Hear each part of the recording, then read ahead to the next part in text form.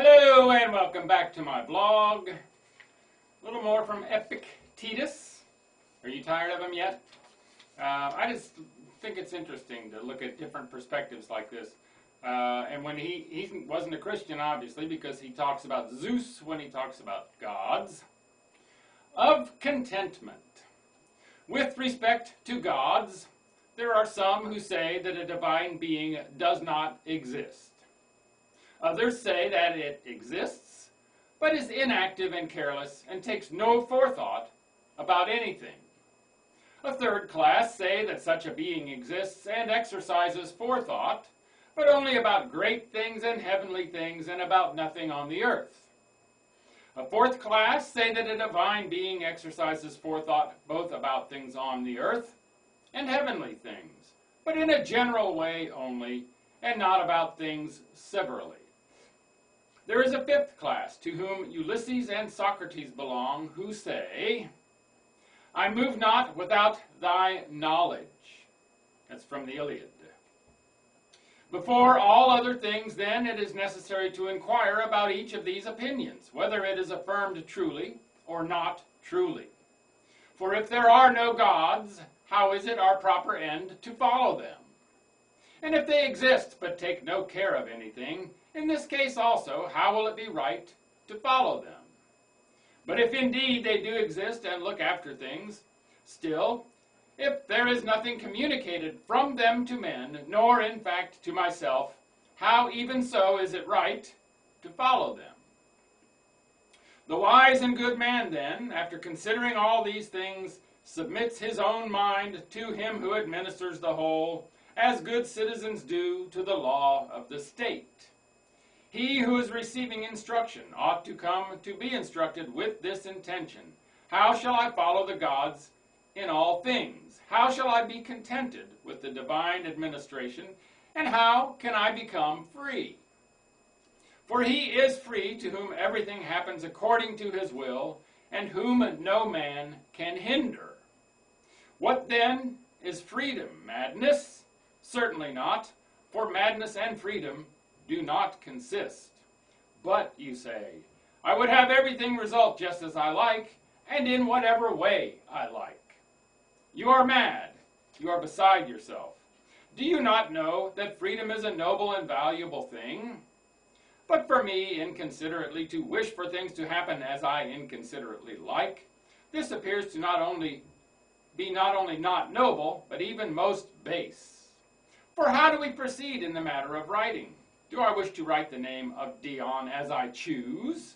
No, but I am taught to choose to write it as it ought to be written. And how with respect to music? In the same manner. And what universally in every art or science? Just the same.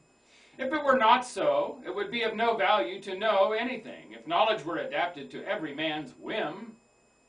Is it then in this alone, in this which is the greatest and the chief thing, I mean freedom, that I am permitted to will inconsiderately? By no means. But to be instructed is this, to learn to wish that everything may happen as it does. And how do things happen?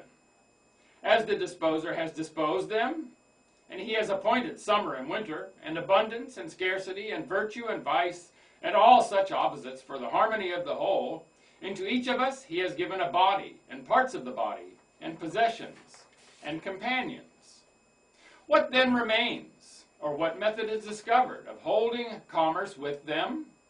Is there such a method by which they shall do what seems fit to them, and we not the less shall be in a mood which is conformable to nature? But you are unwilling to endure, and are discontented. And if you are alone, you call it solitude, and if you are with men, you call them knaves and robbers. And you find fault with your own parents and children, and brothers and neighbors. But you ought, when you are alone, to call this condition by the name of tranquility and freedom, and to think yourself like to the gods. And when you are with many, you ought not to call it crowd, nor trouble, nor uneasiness, but festival and assembly, and so accept all contentedly. What then is the punishment of those who do not accept? It is to be what they are. Is any person satisfied with being alone? Let him be alone. Is a man dissatisfied with his parents? Let him be a bad son and lament. Is he dissatisfied with his children? Let him be a bad father. Cast him into prison. What prison? Where he is already, for he is there against his will. And where a man is against his will, there he is in prison. So Socrates was not in prison, for he was there willingly. Must my leg then be lamed? Wretch, do you then, on account of one poor leg, find fault with the world? Will you not willingly surrender it for the whole? Will you not withdraw from it? Will you not gladly part with it to him who gave it? And will you be vexed and discontented with the things established by Zeus, which he, with the moire, the fates, who were present and spinning the thread of your generation, defined and put in order? Know you not how small a part you are compared with the whole? I mean with respect to the body, for as to intelligence, you are not inferior to the gods, nor less. For the magnitude of intelligence is not measured by length, nor yet by height, but by thoughts. That is the end of On Contentment. A little aside here, not an aside, it's about Epictetus. He was a slave. His master put him through school for some reason. They're not sure why. He might have been indentured to do that. And he never wrote anything down. Everything that was written by people who heard him speak. So sometimes I've seen in here where it'll say Epictetus said, and that's because they were recounting. So I've got another one for tomorrow. It's called Of Providence. And I've got thoughts on my mind as well outside of this. So that's a little rambling at the end. I know it dragged on. I hope you're enjoying these. I've never read Epictetus. I don't even know how to say his name. Make it a great day, and bye for now.